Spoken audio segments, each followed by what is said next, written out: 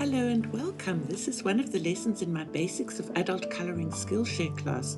I'll place a link to give you 2 months completely free membership to Skillshare, where you can explore all sorts of subjects. The link is below this video. Please enjoy it.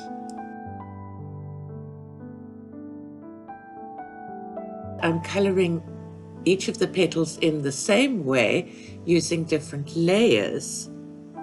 My desire is for them to be darker at the base of the petal and lighter as you move upward towards the top of the petal.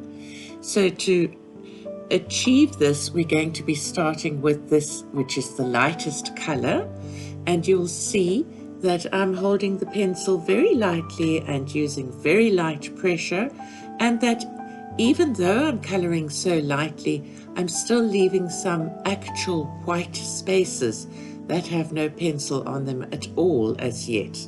These are going to eventually be our highlights.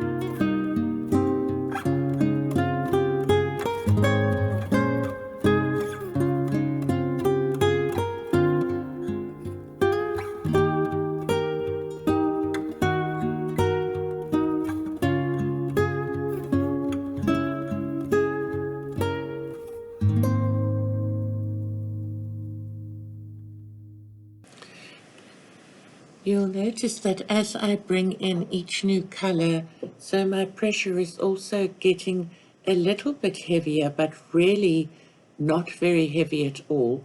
Where you see the little lines drawn in ink, they're usually indications that there could be a fold, and I find it helpful in doing petals to color around those and to make them have a slight dark indent, and that brings the illusion of the light as if the petal has folded back down there. You can see, especially on this petal that I'm coloring in now, it starts to look almost as if the whiter bit is standing up out of the petal, and it's giving the whole petal a more 3D illusion.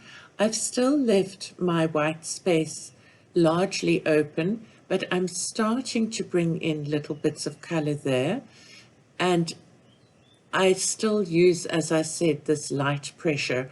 I'm going to speed up the next layer of pencil and put on a little bit more music for you again, because there's not such a lot that you can watch just by watching me color it in real time.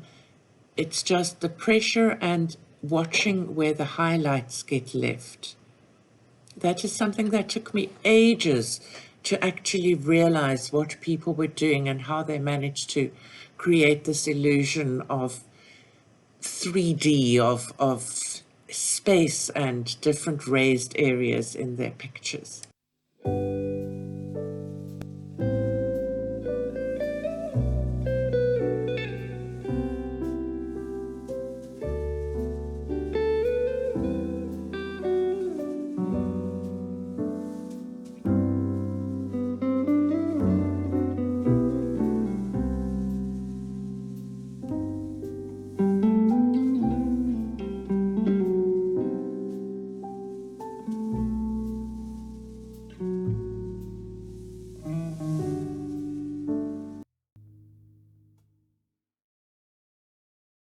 So now, after many layers, this flower is pretty well blended and the tooth of the paper is pretty flattened, but one wants it to have an even more blended look. So there are various methods of blending. The first one, and I'm going to do each petal in a different method.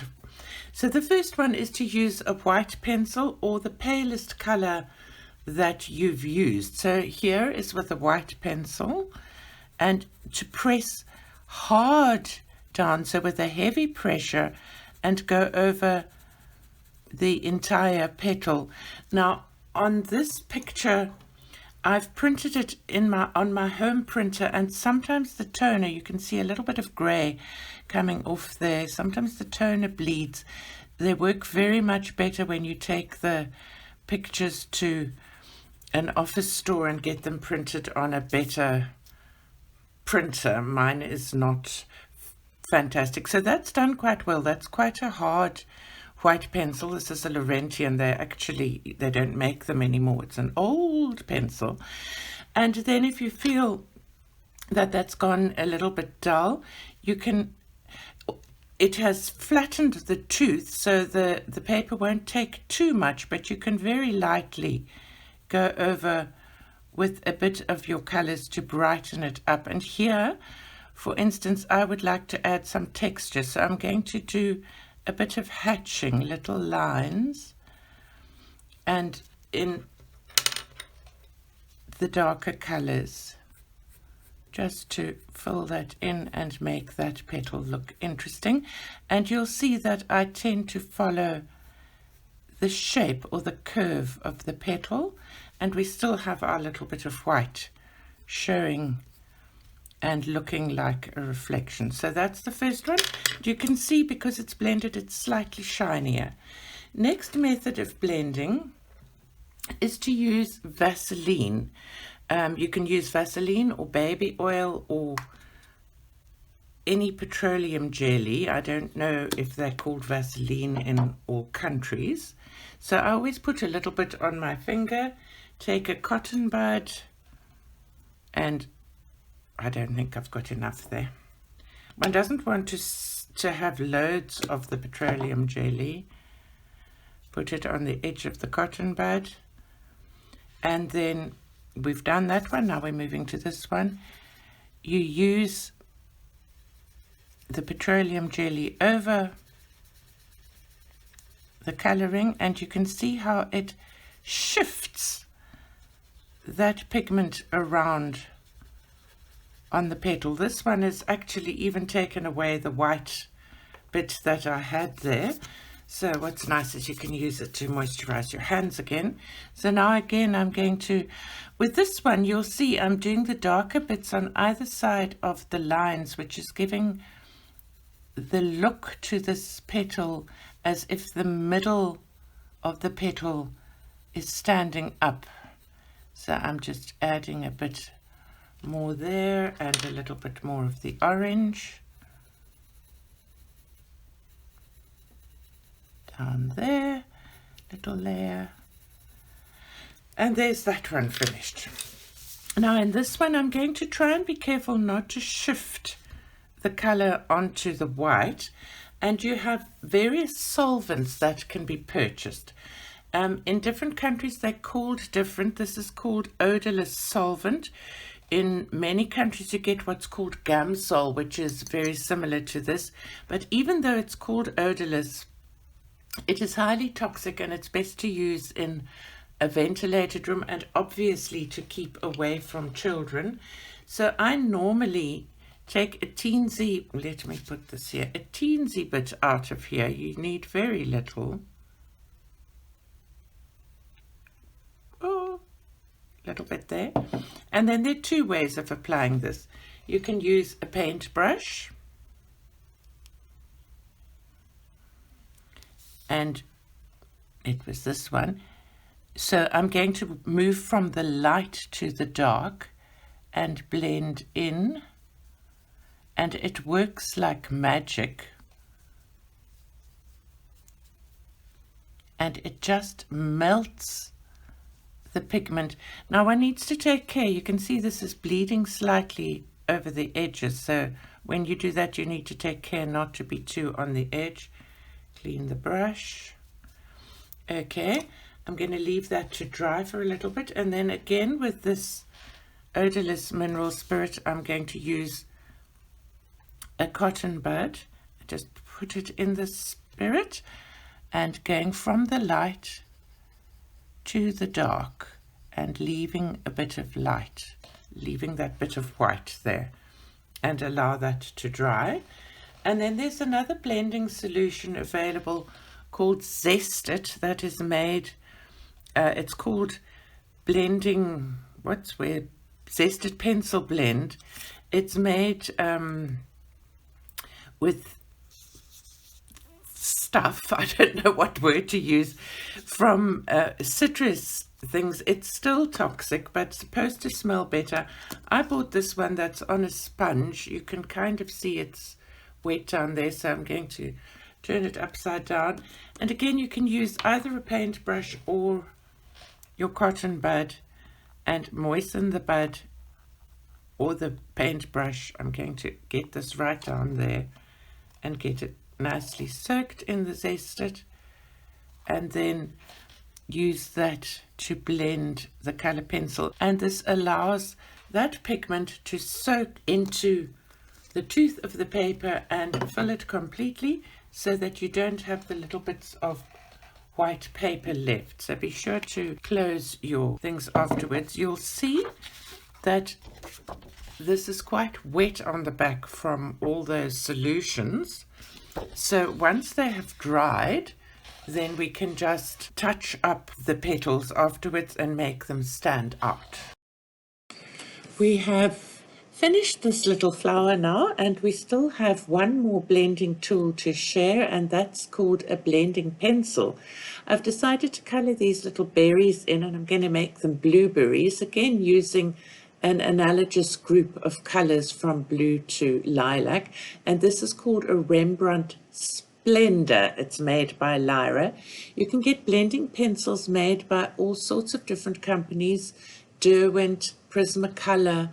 All of them make both what is called a blending pencil and a burnisher, and I find them much the same. What they are basically made up of the wax core of the pencil with no color added, and one uses that to press down and press quite hard with a heavy pressure on your coloring, and that brings the pigment into the paper and fills the tooth of the paper, and often you land up with a kind of a shiny look at the end. And then once the pencil has been all blended in with something like this blending pencil or a white pencil, and it has that shiny look, it's called burnished. When you color something like a berry, which I'm doing here, and then I'm going to speed it up, it's always nice to leave again that little white area, which will be your highlight. You can enhance the whiteness at the end by putting a little line with a white gel pen or what is called a Posca paint pen, which also helps to add to that white look of reflection. But it's nice to color with that as well, making the darkest color at the edge and then going towards the light. So in this particular instance, unlike with the flower petal, I'm starting with my darkest color and moving inwards toward the lightest, because I want to move towards where the highlight's going to be, but I'm still using very light layers.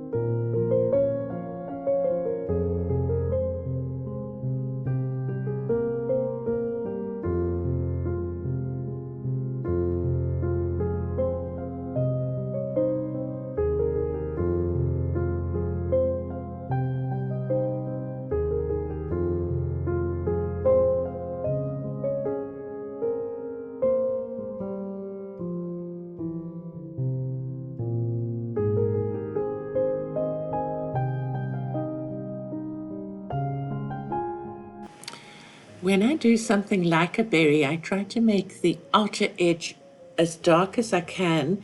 I'd sometimes even use a black color pencil to give it that feeling of roundness and 3D.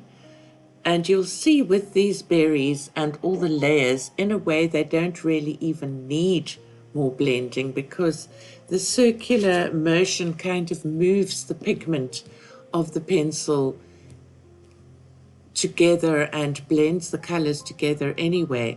But I'm going to be introducing this Lyra Splendor blending pencil to you now to show you how it works. Sometimes if you haven't used as many layers, the blending pencil shows more of a difference. But I wanted to show you what a difference it makes using this dark around the edge. You can see the berries now look round. I think these should have been cherries, but I decided to make them blueberries. So you can see that it has no color. Again, it's nice to sort of start towards the white, but I wanted to show you that sometimes it moves the pigment slightly even into the white. So you can see that that pigment is moving around and it's being pushed into the tooth of the paper, and that tooth of the paper is flattening. And after one's done this, it's very hard to add more color. I do still sometimes add a little bit over the top to try and brighten the colors up, but you can also see that the colors look brighter after the blender pencil. I find I have quite bad arthritis in my hands, and I find this personally for me is sometimes pushing too hard and it hurts my hands. So I prefer to use a solvent if I use a blender, or I use a white pencil and then go over it. But that is the use of the blending pencil. I'm just going to quickly do the leaves and the stems without too much rhyme or reason. And the next video will be doing the background, but I'd love you to try doing some of these flowers and trying the different methods and using different texture and blending and basically having fun. Please share them in the projects.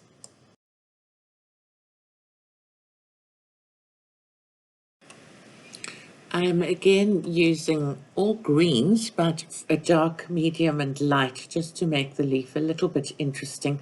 I can never bear to leave something just done. That's a good basis when you're looking for colors to do something, is to find a dark, medium and light in a color so that you can add interest to what you're doing. And I finally finish up this little leaf with the Lyra Splendor Blender. I added a little pencil background to the flower to make it pop, and all of this is in the Skillshare class. I do hope you'll take a look.